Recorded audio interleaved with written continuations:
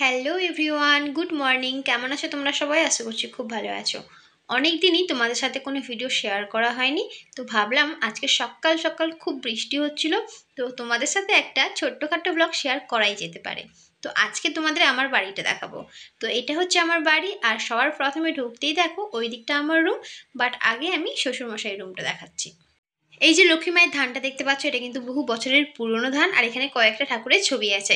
এবার সোজা ঢুকে যাচ্ছি শ্বশুরমশাই রুমে। আমাদের রুমগুলো সিম্পলি একটা সাধারণ মধ্যবিত্ত পরিবার থেকে যেহেতু আমরা বিলং করি, মিডল ক্লাস থেকে, তো খুব একটা হাইফাই ব্যাপার তা নয়, বাট যেইটুকু আছে জিনিসপত্র সব দেখানোর চেষ্টা করছি। আর এখানে দুটো মশারি কেন রেখেছি আমি নিজেও জানি না, বাট তোমাদেরকে দেখালাম যাতে ভালো লাগে। আর এইদিকে একটা টিভি আছে, আর এইদিকে একটা আলমারি, বাট কয়েকটা জিনিসপত্র।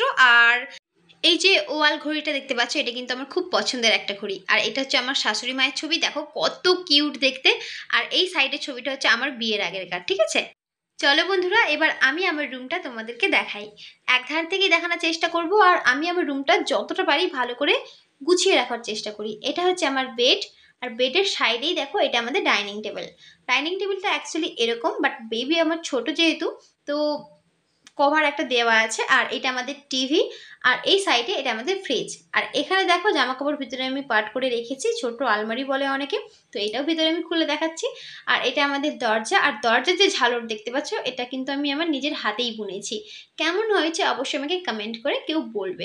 আর এইদিকে দেখো বিছানার একেবারে সাইডে আমাদের একটা ড্রেসিং টেবিল আছে। আরও একটা ড্রেসিং টেবিল আসার কথা আছে এক সপ্তাহ পরে, যদি আসে অবশ্যই তোমাদেরকে আমি দেখাবো। যাই হোক বন্ধুরা, আমার যেহেতু দুটো ছোট ছোট বেবি আছে, তো দুটো বেবি সারাক্ষণ ঘর বাড়ি নোংরা করে রাখে, আর আমি আমার দিক থেকে যতটা পারি ক্লিন করে রাখার চেষ্টা করি। আর এটা একবার খুলিয়ে দেখে দিচ্ছি যে এর ভিতরে এরকমই জামা কাপড় পুরোটাই ভর্তি করে পাট করে সুন্দর করে গুছিয়ে রেখেছি। আমার রুমটা তোমাদেরকে দেখালাম, কেমন হয়েছে অবশ্যই কিন্তু কেউ কমেন্ট করতে ভুলবে না, তোমাদের আমি কমেন্টের কিন্তু অপেক্ষায় থাকবো। ঠিক আছে, কমেন্ট করে অবশ্যই বলবে।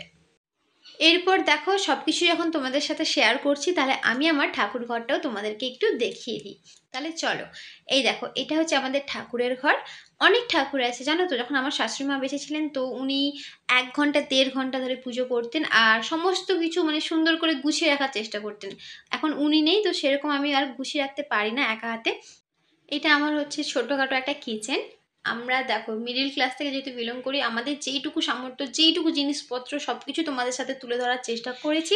কেমন লাগলো ভিডিওটা অবশ্যই আমাকে কমেন্ট করে বলবে, ভালো লাগলে অবশ্যই লাইক শেয়ার সাবস্ক্রাইব করে পাশে থাকবেন। Thank you.